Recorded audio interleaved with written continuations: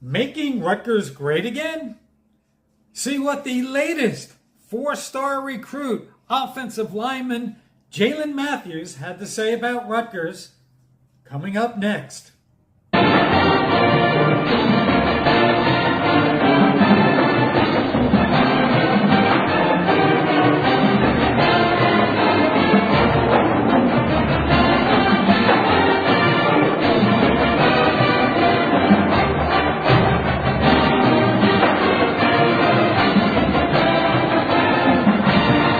So Rutgers lands its third four-star recruit in the past couple days, capping off the second week in a row. Just really good news, really exciting. And even though it's, kind of a sleepy time of the year, it's been an exciting couple of weeks. It's almost surreal seeing the daily updates of Rutgers recruits that are committing to the program, the latest. 6'7" or 6'8", depending on whose numbers you listen to. 335-pound offensive lineman out of Toms River North. Jaelyne Matthews thought not to be a Rutgers commit. He at least publicly stated that Georgia, Miami, and Tennessee were his top commits. Once again, great job by Coach Schiano and the Rutgers coaching staff for doing an outstanding job with recruiting. And I love seeing getting the big guys up front. There's no question about it.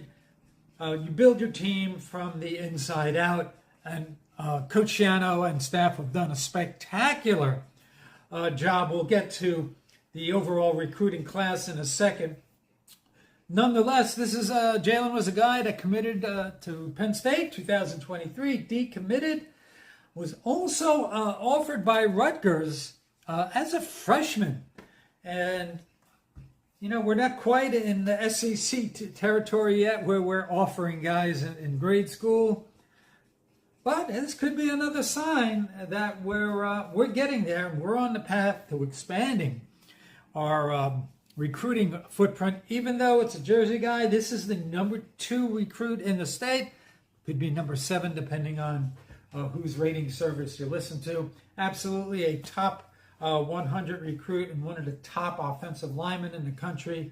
And you can't have too many good offensive linemen. Jaelyne had a lot of good things to say about the coaching staff, and that's kind of why he's here right now. If you got some quotes here, and this kind of shines a light on Greg Schiano and the job he's doing. And I quote, "Definitely the relationship I've built with Coach Schiano since 7th or 8th grade helped make this decision."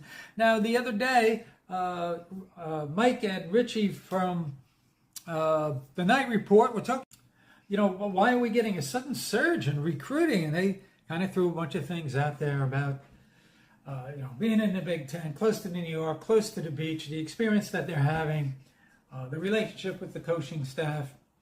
But if it doesn't feel right for you, or if it does feel right for you, that's going to impact your decision, the NIL and all that. Yeah, there'll be guys that are grabbing the bag.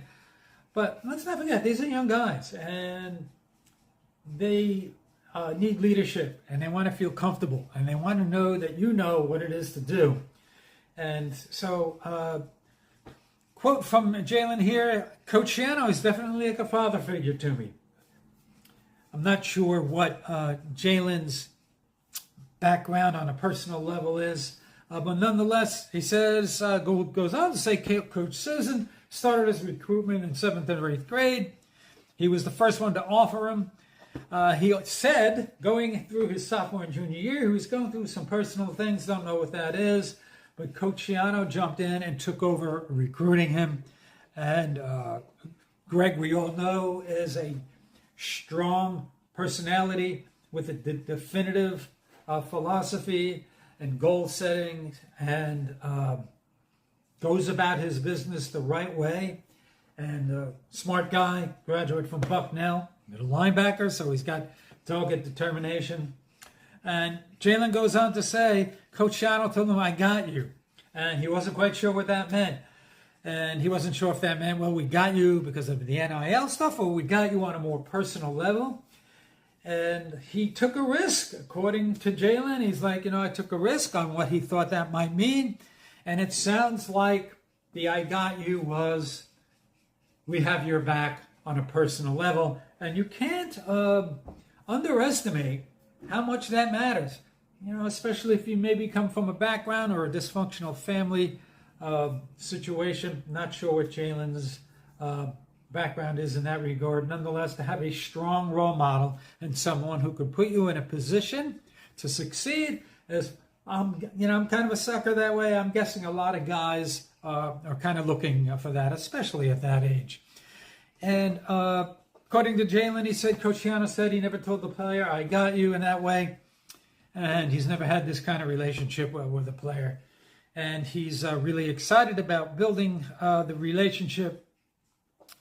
Once again, we didn't beat out UConn or Boston College or Syracuse. We beat out Georgia, Miami, and Tennessee, were Jaelyne's professed top 3 choices for committing.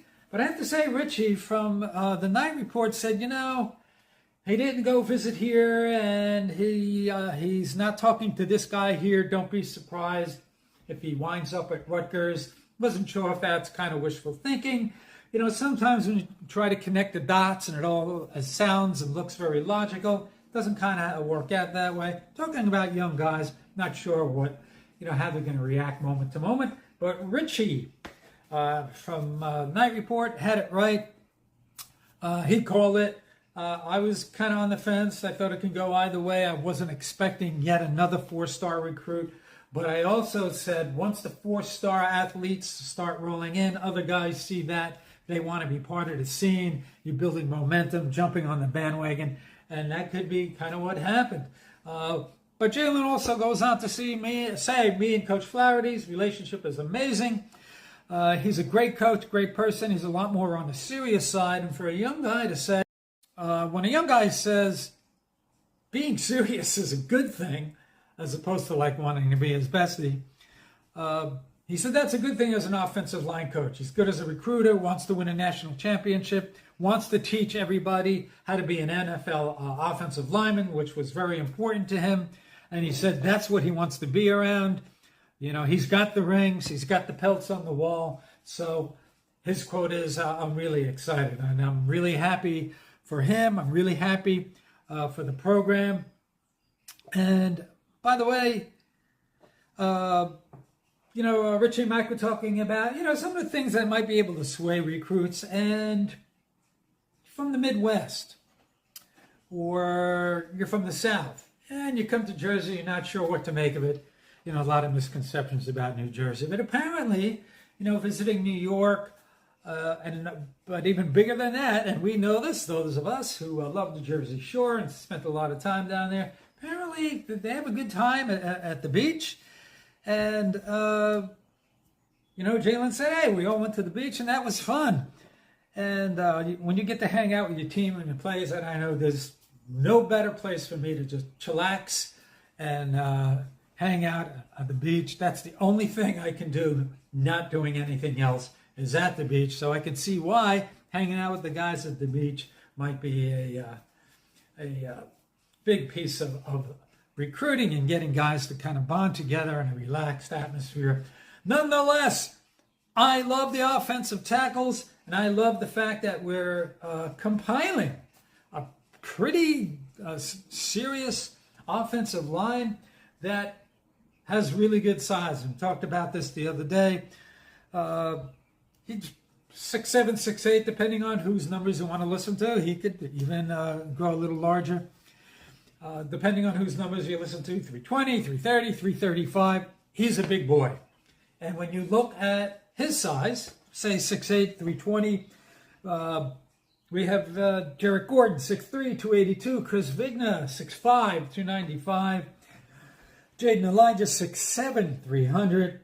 And Nakai Wins, 6'5", 270. We're going to have an offensive line that's a real Power 5 elite Big Ten type offensive lineman.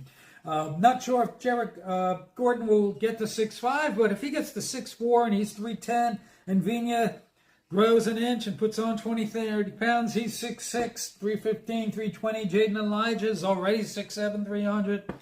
Nakai Wen, 6'5", 270. Puts on an inch and 30 pounds. And then you add Jaelyne Matthews at 6'8", 320. He could grow even bigger than that.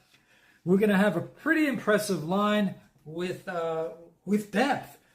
Not sure how long it'll take these guys to develop, but high school tape, a lot of guys talk about tape when they're talking about recruits or, an NFL draft.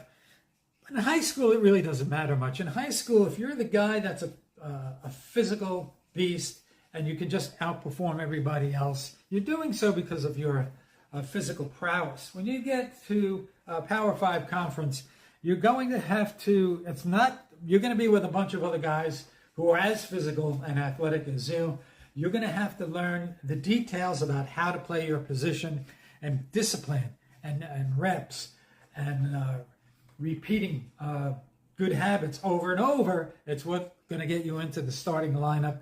So high school tape, I wouldn't pay too much mind to that, but if you are a physical presence and you can dominate and you just need to be able to refine your game to take it to the next level, I think that's probably where we're going with this offensive line. Really happy about it. We have some guys that are going to be leaving next year. So when you have depth and athleticism and size and competence, this puts you on the path to being a legitimate Big Ten team that makes 22 recruits. We're kind of all over the place now with the national recruiting ratings. I saw even before yesterday, we top 10. Today, I see Jaelyne Matthews now puts us, top 15, top 12. Nonetheless, I think whatever the case may be, we're on track to be, in the end, hopefully, a top 25 program. And that'll help push us forward. Next year, we won't have to deal with Michigan, Penn State, and Ohio State, but we do have Oregon. We do have UCLA and USC. They're high-flying offensive teams. They don't worry me physically. Can we keep up scoring with them would be something I'd be concerned with. But having an offensive line, whether they're young or not, that can pass protect, new quarterback who can actually complete a screen pass and can get the ball out quickly and is for the most part pretty accurate, both on his deep pass and short to mid-range. Every once in a while he has a glitch and misses his guy. And be able to run the ball with Kyle Monangai and Sam. I like that we're going to be able to move the ball against the Pac-12 team. So happy for for Rutgers football, happy for the coaching staff, happy for the recruits who now see that they don't have the grass isn't necessarily greener on the other side.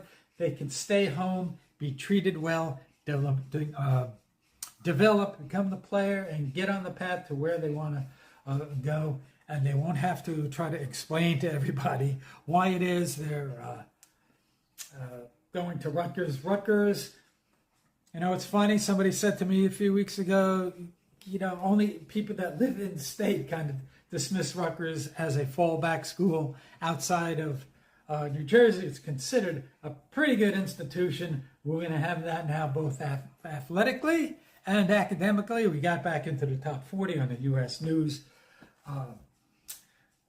college rankings a few weeks back, a month or so ago. So we're on the right path. We're moving up academically and recruiting-wise. We got to prove our mettle by executing on the field and on the court. Congratulations to Rutgers football 2025 class, and welcome Jaelyne Matthews, whose quote also from this story said he wants to make Rutgers great again. You got to love that. This kid is pumped up. Happy for him. Let's go, Rutgers, and we will see you the next time.